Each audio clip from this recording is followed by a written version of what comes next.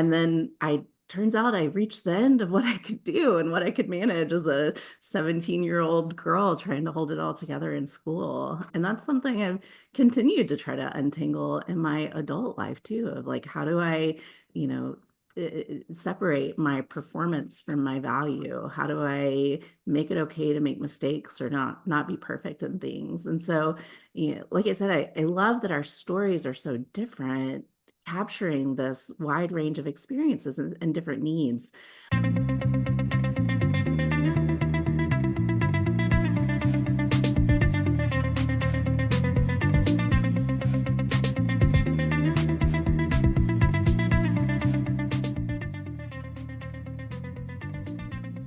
Hello, welcome to the Integrated Care Podcast from the Collaborative Family Healthcare Association. I'm Grace Pratt, the production editor, and I'm joined by some of my co-hosts and also two invited guests today as we have a really exciting topic to bring about integration in schools and education. We are going to start with our introductions the way we always do. And as you know, I always have an icebreaker question. I have 4 children in elementary school. I have a 9-year-old who's in 3rd grade, and I have 7 almost 8-year-old triplets who are in 1st. And so, as you can imagine, I get a lot of communication from the school. There's a lot of notes home, one of my kids, his note last week said, he's pulling the threads out of his socks and making a big mess. Could you get him to stop? And I'm like, I mean, he sounds like he's bored. I don't know if I can get him to stop, but I'll talk to him. So I was wondering for our icebreaker question today, as we're doing our introductions, what were you like in elementary school? What were the notes that were getting sent home if your teacher was going to write something down? So going around the circle here for me, first we have Neftali Serrano. Hey, everybody. It's great to be on the podcast again. And so I am Neftali Serrano, or Neftali Serrano if you have trouble rolling your R's. And I am the CEO here at the Collaborative Family Healthcare Association. And what was I like as a student? I think for most of my career, I was a straight-laced, really compliant Hispanic little kid who, knew better than to cross a teacher or to be mean or things like that. But I would say that happened directly as a result of my 2nd grade teacher. Well, the contributions of my 1st grade and 2nd grade teacher. So first, my 1st grade teacher, I was a little bit hyperactive, or very active, I should say, as a kid in 1st grade. And but the 1st grade teacher, this is back in the 80s, 1st grade teacher, Mrs. Sonnenthal, was a strict disciplinarian. And so she really taught me to get in line and be disciplined. And the way she would do it is she had a big, probably I didn't know what kind of ring it was at the time, probably a big class ring. And if you misbehaved, she would basically hit you on the top of your head with her class ring. So that was Mrs. Sonnenthal's contribution to my discipline. I'm not at all, promoting corporal punishment in schools here, but that's just the 80s. So that was 1st grade. And then 2nd grade, Mrs. Rothbard. You can tell I went to school in New York City. Mrs. Rothbard was an advocate for me, and she knew that I was a very, very good student, but I was out sick the days that we had specialized testing for placement in what was then called the intellectually gifted class, or whatever it was, IGC. So I was out sick. And mind you, I'm a Hispanic kid, child of immigrants. My mother didn't speak a lot of English. Mrs. Rothbard, when I went into 3rd grade, decided on her own initiative to seek me out and create an exemption for me to be tested. I was then tested and then placed in entirely different school for the IGC program. And so to this day, the student I am, and so much of what I feel like I was able to accomplish academically is a result of the individual effort of that one teacher, who was not even my teacher at the time, to seek me out. So that, long story, but that's who I credit with setting me on the right path. What an So thank you, incredible. Mrs. Rothberg. I went back and I thanked her in college. I went back and she was still at the school and thanked her for what she had done.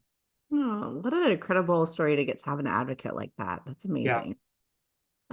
Next we have Monica Harrison. Hello, everyone. Monica Harrison, licensed clinical social worker, clinical trainer with the AIM Center, and lover of all things integrated care. What I find really interesting as I'm listening to Neftali, and I'm sure we're going to get into today that this age range, like how impressionable they are, one would probably not believe that I was a very straight laced, if that's the word you use, very follow the rules. I still follow the rules, y'all, but now I like to also bend them a whole lot. But very much follow the rules type person. I was oftentimes not wanting to get, I went to Catholic school, public Mm. school, private school. And so I did not want Sister Mary Catherine to hit me with with the things that they had and they could do at the time. Talk about corporal punishment, right? So I was not a kid that got in trouble. However, I will say when people ask me to think about like school for me, things that were very challenging because people didn't always realize I was a part of a military family.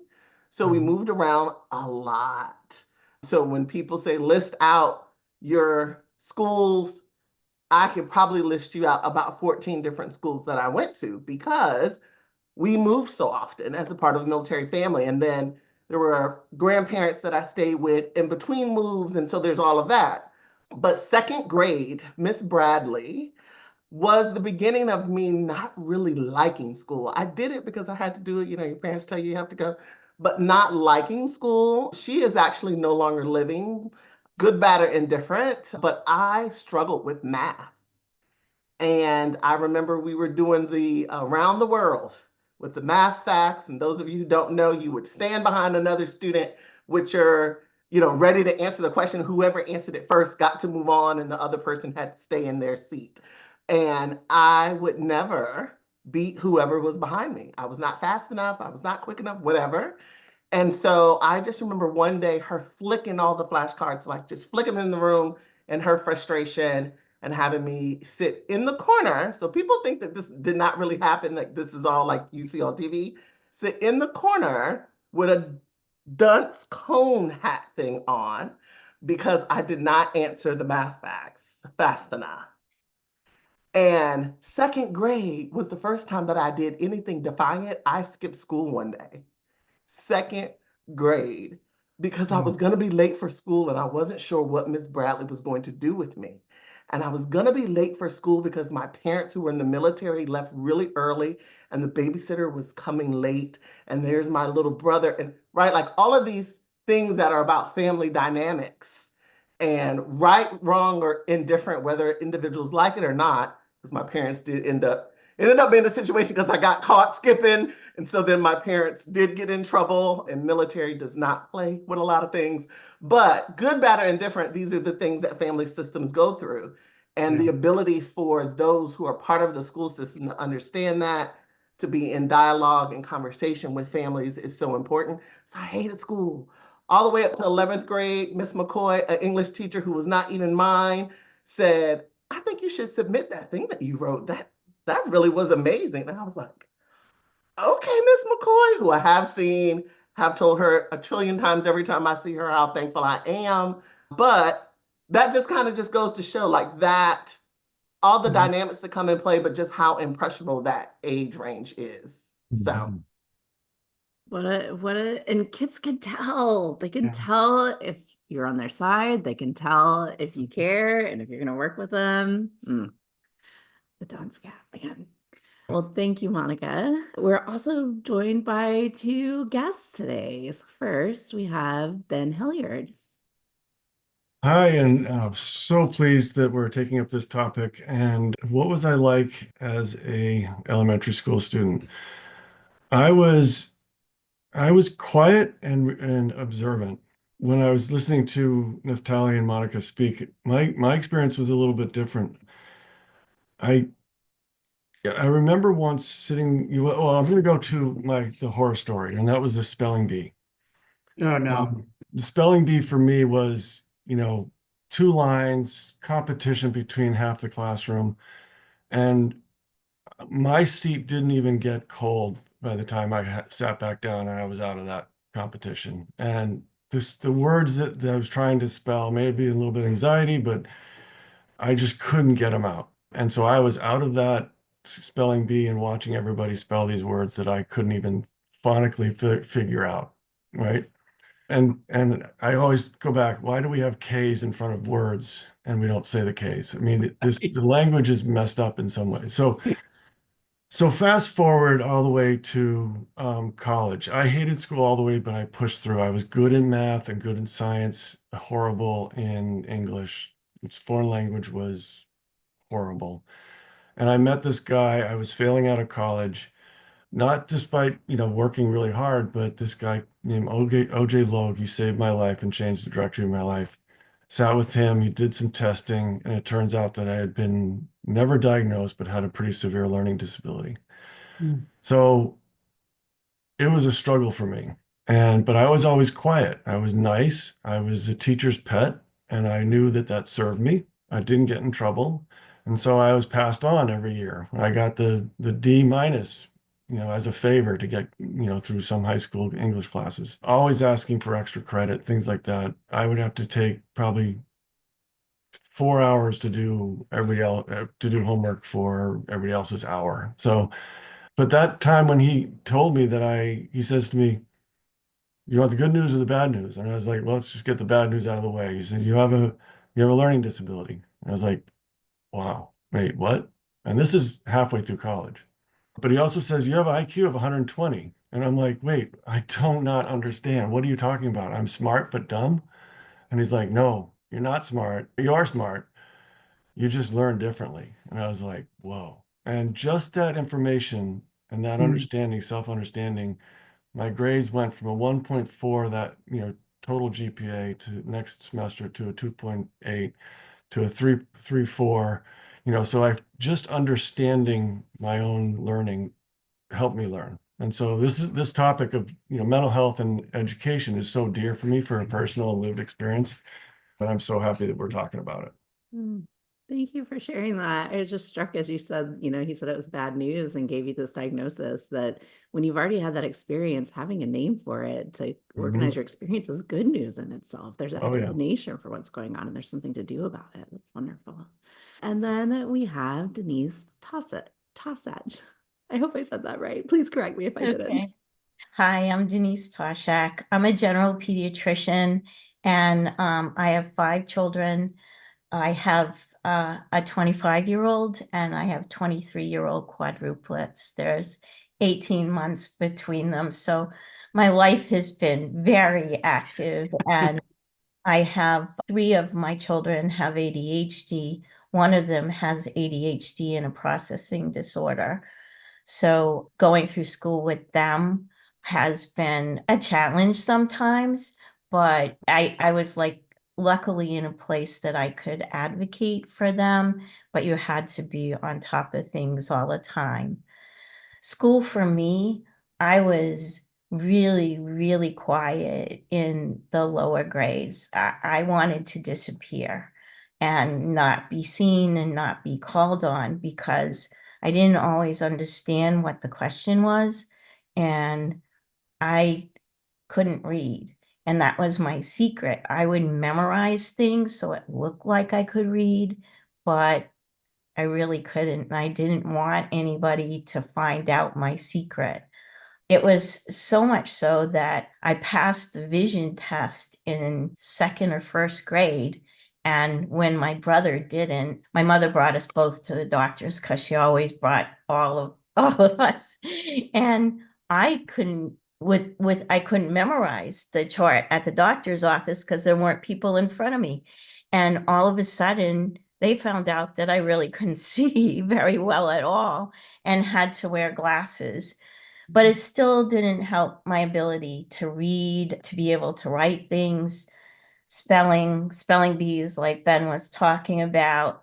I would just pray I wouldn't be the first person that sat down. That was my only goal, to not be the first person. It was never to get to the end of a spelling bee, because I knew that wouldn't happen. Even if you asked me the words, I could tell you how to spell them, but I couldn't answer the question if you didn't give me enough time.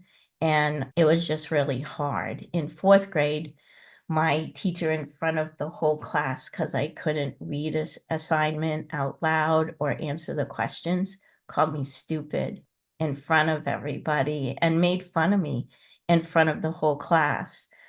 That recess, I left school and walked 1.5 miles home because I quit.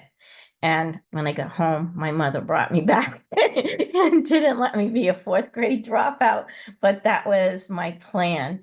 And it wasn't till I was in fifth grade that I had a teacher that said, this doesn't make sense. He didn't really know what was going on, but he knew that I wasn't dumb like I felt, that there was a way that I could learn, and he didn't understand why the problems were happening, but he helped me to learn how to read. And I'm not exactly sure how he did it, but he just made it so that it could click.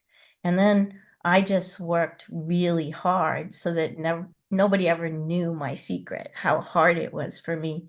I learned how to continue to memorize things. When I got to college and in high school, I would tape the lectures, then I would write them out in a notebook. I found out if I highlighted in different colors, I could remember the colors, and then I would remember the words. And it would take me hours just to do homework that would take somebody to do 15 minutes. In med school, it was the same thing. Multiple choice questions were horrible and still are for me, to be able to read and make sure what the answer is. It wasn't until I kept saying that there was something wrong with one of my daughters, and I had her tested by a psychologist when she was in kindergarten, and they told us that she had a high IQ, but the same as the other 4 kids, but that she had a processing disorder. And the psychologist that I had worked with actually started telling me the things to do to help her. And I was like, oh, that's what I learned how to do. That's what I learned how to do. And she goes, well, yeah, well, you probably got the same thing. And I just burst out crying because I was first so sad that I had given this to my daughter. And the psychologist was like, well, you're doing fine, so your daughter's going to do fine too. And then I was like, yeah, you're right. I did do fine, except for Sarah. She's not going to feel bad about it because we know what it is and we can help her through school. And she's been very successful. And although she was quiet initially, she's not so quiet now. Part of me wants to just derail this whole podcast and pick your brain. My oldest is 19 months older than the triplets that were 15, 20 years ago. And so I have so many questions, but I'm so thankful for sharing that. And I love just I thought I was asking a little bit of a silly icebreaker question, but even in each of our stories, there's so much captured in the diversity of experience that kids can have and the impact that it has. I was a quiet kid. I was a good student. I always had a book to read. I was never one to worry about, which was fine, except I was never one to worry about. And so that meant a lot of times there was just so much internalized perfectionism, so much, I never got a B until I made it to my PhD. I never got a B until I was in my PhD, but it was because I had so much pressure on myself, and it wasn't from home and it wasn't from my teachers, but I put so much of my worth and my value on the grades that I made. And by the time I was a senior in high school, I was doing I was in the musical cast, and I was the president of the National Honor Society and the vice president of the student council. And I was involved in a lot of our family's church, and I had 4 AP classes, and I had 12 hours of college credit, and was doing all of this at the same time. And I remember there was one day I didn't do something that I was supposed to do for student council, like turn in a a signature sheet for volunteering or something. And the teacher pulled me, who was the advisor for it, pulled me into her class between my calculus class and my AP physics class that I was just like stretching my brain to all learn these things. And she pulled me in and really berated me for not taking it seriously and not having pride in my work and not, owning this leadership role. And I remember I went into my calculus class and I just like lost it. I broke down. It was the last thing that was hanging on, was that my teachers were proud of me and that I was doing a good job and that people liked me. And then turns out I reached the end of what I could do and what I could manage as a 17-year-old girl trying to hold it all together in school. And that's something I've continued to try to untangle in my adult life too, of like, how do I, separate my performance from my value? How do I make it okay to make mistakes or not be perfect in things? And so, like I said, I love that our stories are so different, capturing this wide range of experiences and different needs. So, Neftali told us at the top of the show before we started recording that there's no news and notes, which is perfect, which means we can transition right into our conversation. And I would love to hear from you, just starting out, Ben and Denise, about, how did you get into this work? You've told us your personal stories, and Ben, you didn't tell us much of your role and your title and your background. So I wonder if you'd kind of circle back and do that. But how did you Sure. get into this space about thinking about education and mental health? So if I can make one observation though, too, is like, what I don't want to do is to badmouth educators. They have an incredible job. I know no one here wants to do that, but if we think about some of the stories we just told, a majority of those are all internalizing, very hard to sort of detect kind of issues for me that went undetected for years. And schools are underfunded, they're overworked, they're sort of in crisis mode all the time with more externalizing issues. And that's one of the reasons why I think collaborating with integrated behavioral health in schools, medical and mental health providers and schools with what they're doing is so vitally important. We can find,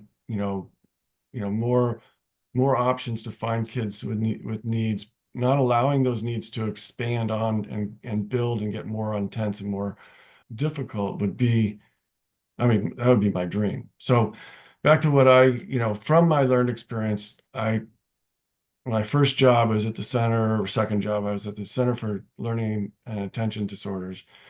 And I asked my supervisor, Dick Ware and Peg Dawson, they write a lot of books in the ADHD world. Can I go to school meetings? Maybe it was a little antsy part of me, but I always thought that, geez, I can help a kid feel good in an hour, 45 minutes or whatever, but then they just go out to the environment and that environment is the same. I can't really affect that environment too much.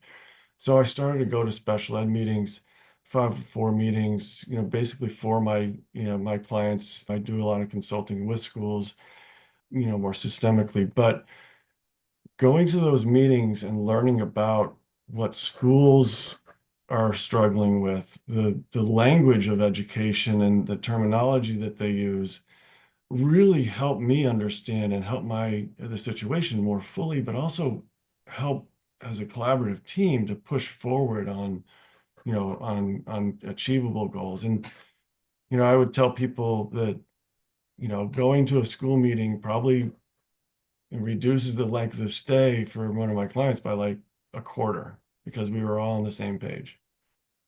So from there, I'll make this quick. The CEO of a 1115 waiver in New Hampshire came to me and said, "Hey, we'd like you to consult with us." And so I was consulting with this integrated delivery network. And then a couple months later, he says, "Hey, why don't you put a proposal?" And, Monica knows I'm kind of straightforward. So I said, "Hey, how much can I ask for?" And he said, 50,000 a month. And I was like, I think I could do something with that. So I went back and I started thinking, what have I been frustrated with, for the first 25 years of my career? Not being able to connect with schools, not being able to connect with medical providers, the care management, I tell people I would be a multimillionaire if I could have billed for all the phone calls I've made over the years. And so I was like, these codes, the collaborative care codes, I wonder if I could, put a proposal in. And I swear we're around a big table with a whole bunch of people, and Nick Tumpus says to me, "So why should I, support this?" And I said, I'm not beholden to legacy policies." And he signed it right there. So then I reached out to Core Pediatrics. That's where I met my favorite pediatrician, who I would have sent my kids to if she was in this area. And we developed a sort of a model of pediatric collaborative care, did a 2-year pilot. A lot of the credit goes to Dr. Toshack. And one of the outcomes that we like to tell people is that over 2.5 years, we had over 550 referrals, and only one of our patients went to the ED. So that was the power that we were like, oh, geez, we need to do this. And the people involved, the nursing staff involved were really, really important. But the connection with schools, we used that care manager to get in touch with, get a sense of what was going on in school, give school updates of what we were doing, just broaden the amount of material and data that we could put together in our weekly psychiatric meetings. And there's one moment I want to talk to you about with Dr. Toshack. When we presented that information for the first time to Dr. Toshack, she was like, "Oh my God, I've gone to heaven." Being able to see data in real time, make more informed decision, it reduced her liability. It enabled her to make more, sit with and understand the patient a lot better. So from there, I sold my intellectual property from that to a startup and helped that startup called Mira develop the collaborative care registry. And then just recently, my contractual agreements with them for that sale is over. So I'm working on my next adventure, and actually this is part of it. Thank you for sharing that. I'd love to hear from you, Dr. Toshack, about kind of your perspective about how that collaboration started and the impact that it made on you and your patients. It started officially when I started with Ben, but prior to that, I had been working with schools and when I had a private practice to get more information, to try to understand more what went on in the school. The kids spend most of their life are in school, more time in school than they do at home with their parents. And the teachers tend to know them better in a lot of different ways from a different perspective than a parent would look at a child. And that so many kids can fall through the cracks because they're quiet, they're not getting in trouble, but they're still not learning. And if you don't make interventions to help them when they're young, they're not going to feel good about themselves later. They're going to have more anxiety and depression. So if we can work together with the schools and the teachers, that we can give better care to the kids. And it's like, it makes sense. If we talk to each other and share, and our goal is to help the same child, we can do it better, each of us. And working with Ben, I got the opportunity to do that at Core and also again in my practice in New York, where we started a collaborative care program over the last 2 years. We spent a lot of time talking to the schools on really complicated kids with complicated mental health issues to help them to stay in school and to succeed. And I think by those collaborations, we were able to keep kids out of inpatient care for psychiatric issues. We were able to understand what was going on a day-to-day basis better. In a regular appointment on most kids with ADHD or mental health problems that are young, it's with the parents and we're asking them, well, how's school going? And a lot of times their criteria of how school is going, whether the kid got suspended or not, or whether they got a phone call from the teachers and the kids are in trouble. And I get it as a parent. You don't want those phone calls, but there's so much more to it that once you're getting that phone call, the problem has risen to a different level. And if we know what's going on earlier, we can intervene earlier. We can also learn from each other what the the goals of the teachers are and what our goals are ultimately the same, but sometimes our wording and sometimes how we see things are different. Like most teachers haven't had a lot of experience with kids that may be bipolar or schizophrenic. And if we talk, we can find some things that make how you would comfort another child different from how you would comfort them, and how you can decrease explosive behaviors when they're triggered. That's different. And so that's my goal, is to help the kids to succeed and build more collaborative care and work more with the schools, because the teachers are such a valuable resource. I'm glad to hear a little bit more about this approach and how collaborative care fits, because it's making a little more sense to me now than it has in the past. And as a clinician, I can tell you that I feel it very acutely, the sense of how is it, like helplessness when I'm meeting with kids, often because I feel like I'm not operating with all the information in front of me. And I know that I'm getting very incomplete information from the parents. And sometimes it's not parents, sometimes it's a grandparent, because the parent can't bring them in, and then you have even less information. And then you're obviously getting a certain perspective from the kid themselves. And there's also an inability to affect the school environment, right? Like this, because I'm not there to potentially coach the teacher or align our goals. Yeah, there's this sense of just real disempowerment and kind of shooting in the dark a little bit in terms of interventions. Because the best interventions I can do are going to be between the parent and the child, but that's not going to change what's happening at school. And especially for older kids in middle and high school, it's going to be really important to be in the school setting, impacting the environment, right? Because the parent doesn't have a lot of power or sway over that. So it's helpful to hear you talk about, because I can see how, first of all, having a registry of these kids really helps in primary care, so they're not getting lost. I can see how a care manager with their eyeballs on these kids and the time and ability to make phone calls, potentially attend meetings. I don't know what their scope might be, but potentially do some coaching with the teachers and get information obviously back from the teachers in the schools as well as the child. And then having a psychiatrist in the background to help the team make some better decisions, other than like our shotgun type, yeah, let's put them on a stimulant, kind of decisions.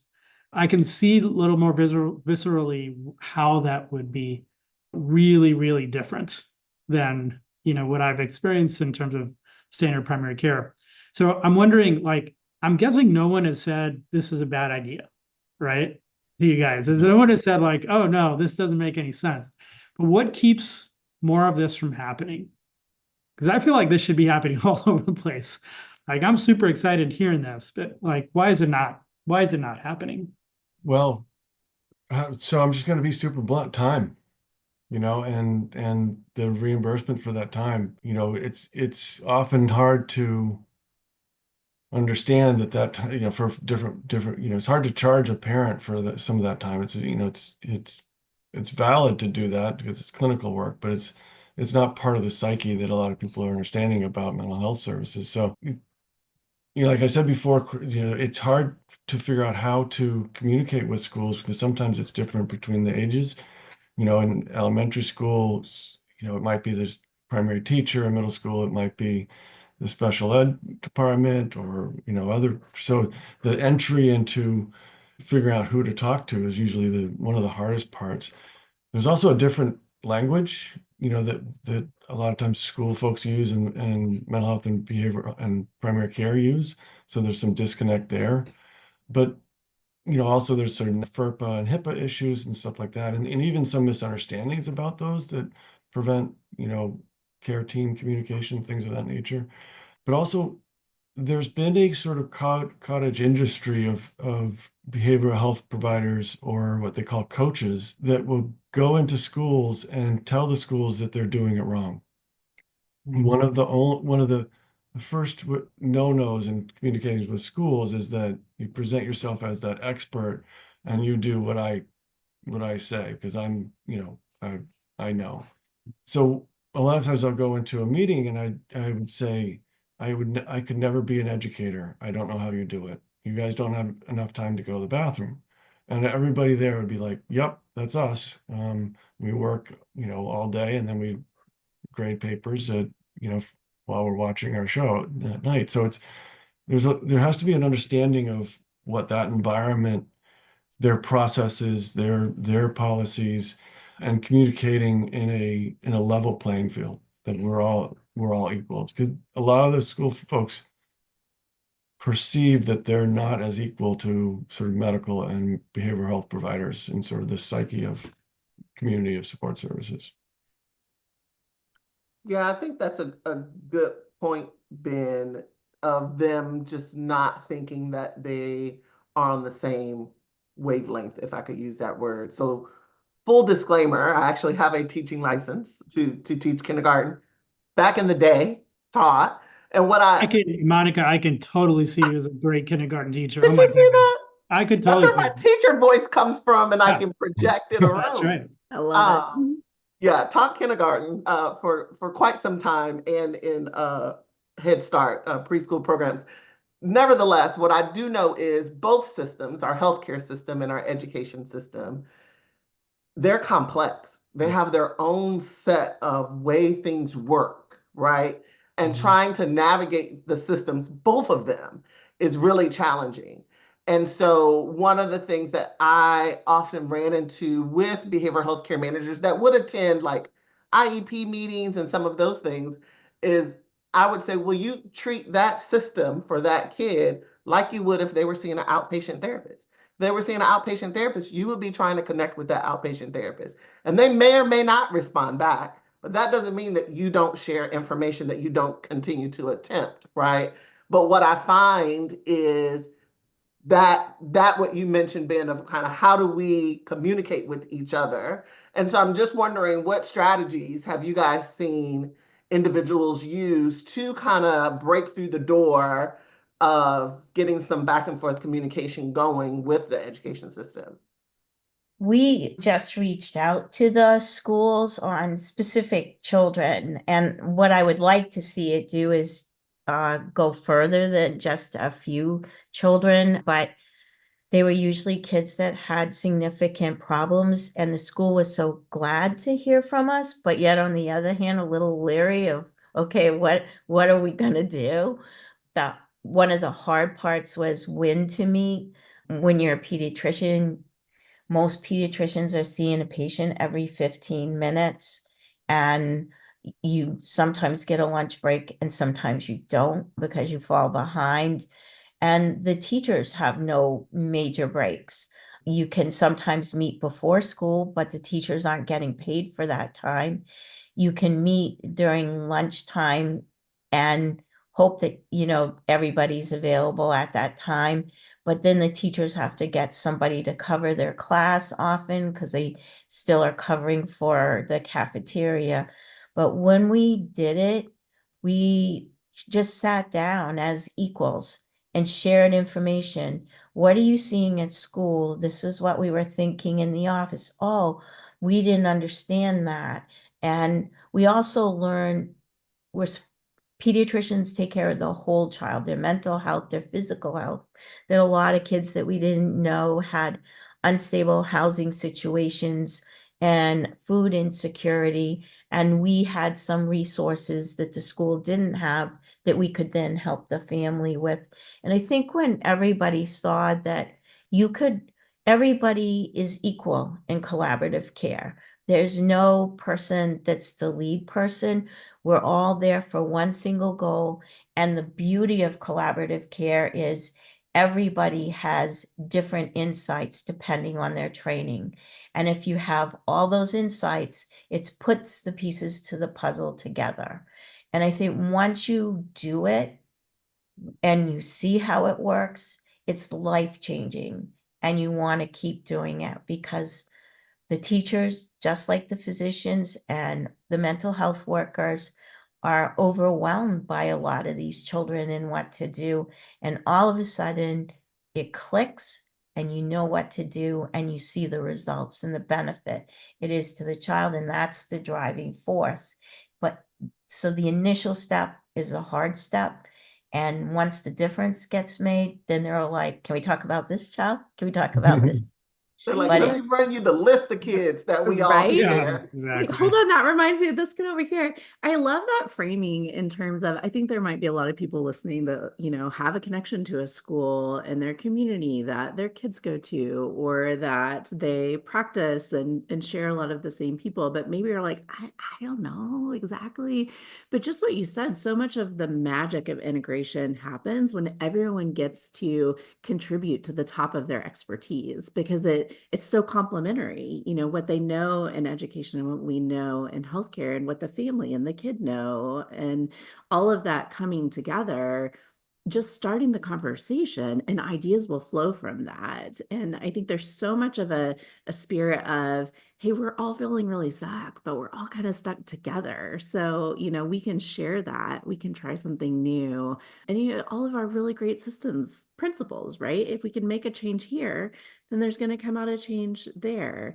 Another thing I know from working with schools and just volunteering and being involved in my kids' school is that often, it's not just one kid, it's a whole family, it's a whole system who's known, just like in your pediatrician's office or in your behavioral health office, the whole family is known to the office. The whole family is known to the school and to the district too. And so how can we wrap around support services? I think And the wraparound piece is the important part, right? Like one of the major parts, because each of our systems are trying to do this work separately from each other. And it's so much, especially, what I hear Dr. Toshack saying, like, and Ben, like so much easier, and we go so much further when we can make those connections and be working in tandem with each other for that entire family system. And it goes to the sort of the alignment that I think we talk about in integrated care circles when we're talking about physical and behavioral health integration, right? We use CJ Peaks. We need alignment, clinical, operational, financial. And I think when we think about scaling ideas like this collaborative care approach for pediatrics, that's where we need alignment, right? Alignment with schools, school systems. We need funding alignment. We need operational alignment. And that's like, who do we talk to, right? Is there someone responsible on the school side? And there's somebody responsible on the medical side that we can maintain a relationship with and troubleshoot with across a variety of cases, as opposed to individualized effort every single time we have another case and sort of rebuilding a system of care each time to make it work, right? And then clinical alignment, right? Like, are we going after the same goals, right? Are we trying to improve the same sorts of things, or are we misaligned in terms of our clinical goals? So I think there's a lot of work to do to make this scalable. At the same time, it's really encouraging to know there's a way forward. We need to build the team, though, and that really does make me think of a lot of the work we've done in the medical space to build teams and to use some of those same concepts to say, all right, now how do we build those teams across institutional structures, right? Which is complex, but I think it's doable. I think you've shown that it's doable. It takes some effort, but with some support, sounds like we've got a roadmap at least. So one of the things I was hoping to say in this podcast is that there's a clinical utility in this sort of collaboration with schools. They have data in schools that it would be incredibly helpful for the behavioral health and the medical environment. Most schools, I don't know what the percentage is, but a lot of schools have Power School, and that Power School that software tracks grades, it tracks attendance, it tracks behavioral interventions, and they have dashboards that can highlight, or predict actually needs in the school and things of that nature. But by simply looking, as clinicians can simply look at that Power School, on the a student's phone or something like that, it could give you it can identify when the sort of decline started for this kid by looking at sort of the grades or the attendance and things like that. Imagine if that was information that was put into Dr. Toshack's hands, where she's seeing a report from the parent. She can also see, attendance or even, potential problems arising in her patients, but also then seeing if her treatment plan is going well, or the medication that she may have prescribed is actually being effective.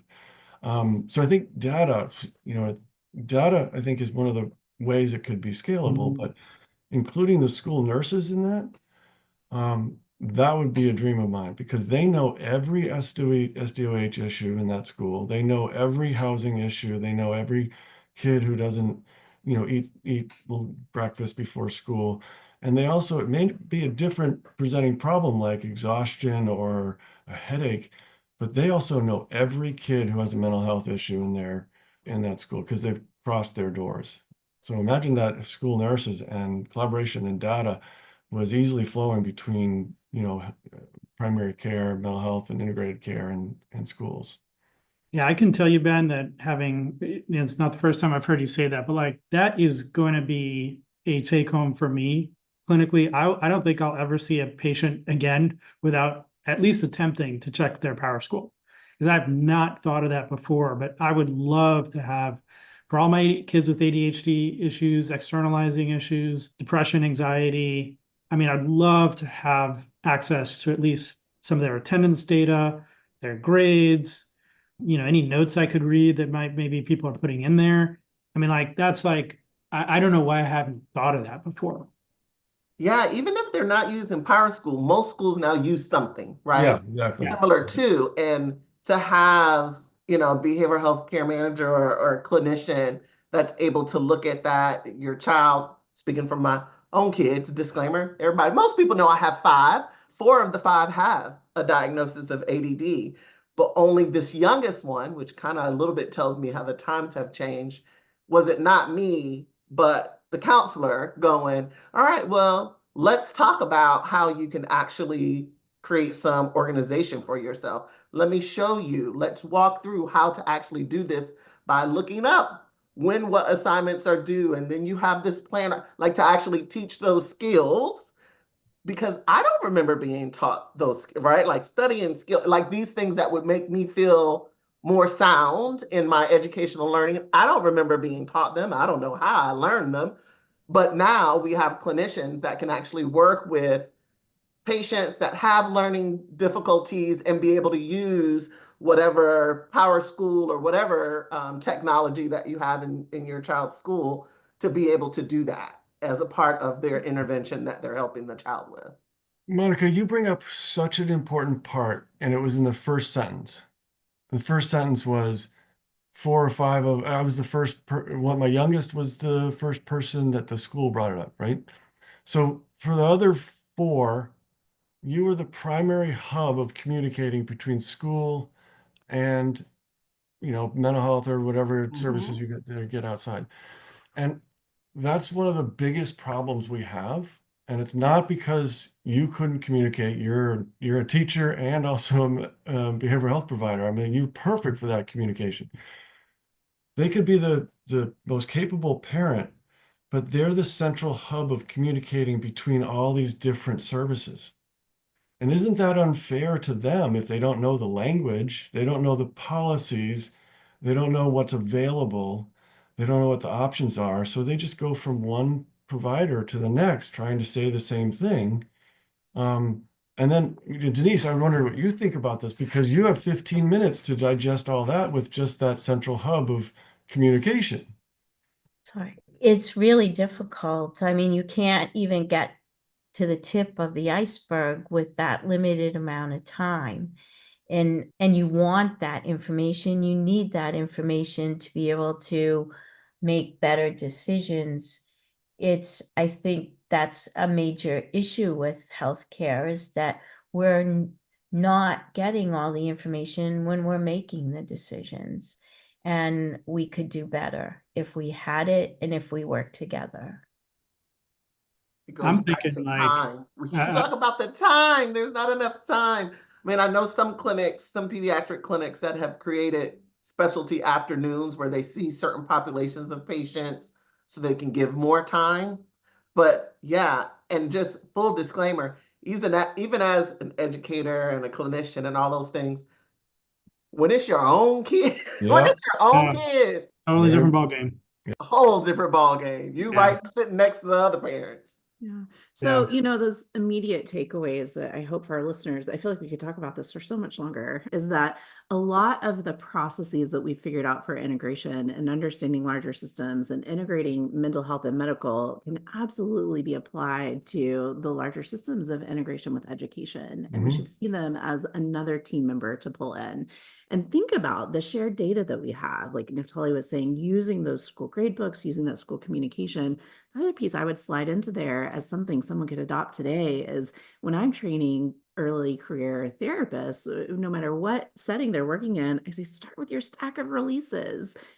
Start the very first time you meet with that patient, get a release to talk to their doctor. We can collaborate no matter what setting you're in. And I think we need to add a release for the teacher to that stack of paper that we're starting from the very beginning to make that our standard and our go-to to start from that place of collaboration. Another thing I'm thinking about, just more as just a long-term application, I'm working on a training for my kids' school for the teachers. I'm going to do some burnout and resilience training for them, very similar to what I've done for our physicians. And I was pulling data on prevalence of burnout among teachers, and it is very similar to what we see in healthcare and healthcare providers. And you were mentioning earlier, Ben, about some of the specific challenges that educators face. And my guess is, and what I would love to see measured and studied is, we talk about some of the maybe unexpected for some people benefits of integrated care is the benefit to the team and the well-being for all of the providers that are in those integrated teams. And I just think about what a difference it could make for our schools and our teachers and their levels of burnout and experiencing of being disenfranchised to have this integrated model and the difference that it could make on that community and educator level when we're thinking about teacher retention. So if someone's needing a place to make an argument for schools for integration into that larger system, similarly to the way that we argue to healthcare systems, hey, this is also about retention and workforce and burnout of your providers. Same thing in education, same things for teachers, because that data as far as burnout does exist. And I think we can expand and move into understanding how collaboration can be just as helpful for teachers and educators as it is for us in the healthcare system. Are there last thoughts? I was just going to add that, if you're a listener, you may be thinking, well, yeah, I could see how this applies to really needy kids, right? Maybe kids in poorer school districts or with less resources. And that's certainly true. But I want all of you out there who are also middle class, even upper class, to realize even if you have a lot of resources, this is incredibly difficult as a family. It doesn't shield you from the entirety of these consequences. It is hard as a parent to be that hub that Ben was talking about and to coordinate all this and understand it correctly and feel like you're doing well and help all these other people, connect with one another so that the care makes some sense. So this is an issue that cuts across the entirety of our society. And I think that's just a really important point because this is not just about, kids on Medicaid. This is all kids in our school system who have this gap of awareness and access to really good care and early identification. I think if you even pull in our stories from the beginning of our own experiences and how long some of us went without being identified if you had a learning disability, and then other instances, there were other internal things going on, right? That would not have red flagged anyone that there was something amiss, right, for an intervention. So if nothing else, it's a reason to say the context is important. Engaging with the schools and families is important because there are these pieces that you may miss if you don't. And from CFHA's perspective, I had a conversation with Ben. Ben and I have been talking off and on about this really for a better part of the last couple of years. Mm-hmm. So we're in the early stages of this, throwing together this idea, but we're going to be pulling together some form of a work group around this so that we can bring at least the people who are doing work in this space together and learn about what's working, what's not working. So if you're out there and you're thinking, hey, I want to participate, connect with us at CFHA and join that work group once we get it up and running. So we'll obviously keep our listeners apprised at future podcasts. If I could just say one thing, it warms my heart that such a great organization as CFHA is willing to look at this. As you know, Neftali, I've been working in this sort of space for a while. I think it's just incredibly valuable. We need more doctors like Dr. Torschak that goes the extra mile, but we need to pay them for their time as well as those teachers as well. But thank you for this podcast, the wonderful conversation. And it warms my heart that CFHA is so interested in promoting this. Absolutely. Any last thoughts from anyone about our conversation today? It's been so helpful for me, and I'm excited for our listeners to hear it. I just want to say that the system is difficult to navigate for anyone, and to put parents in that position is unfair. They want the best for their children, and it should be easier for them to get the help that they need. We know that with collaborative care, we can do that. And I think that it's a no-brainer that the difference that this program makes, I've seen it make in the children that I've taken care of and the families, because we have evidence that when you help the child and they're improving, you help the whole family, that the stressor levels go down for the parents, which make them better parents and better able to function. We just need to do it. There shouldn't even be a question. It just needs to happen. Thank you so much for being here. Thank you for this conversation. We appreciate all of our listeners for joining us, and we will talk to you again next month.